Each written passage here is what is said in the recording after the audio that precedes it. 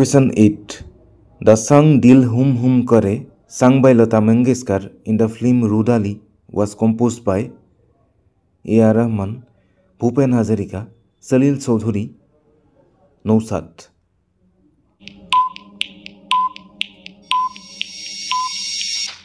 Correct answer is option B, Bhupen Hazarika. Question 9. Bhupen Hazarika was elected as a member of Legislative Assembly MLA in which Indian state?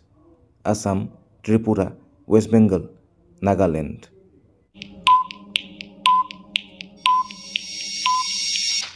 Correct answer is Assam.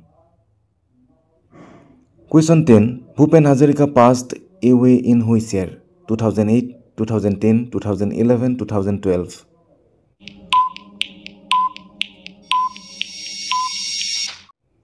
Correct answer is option C, 2011.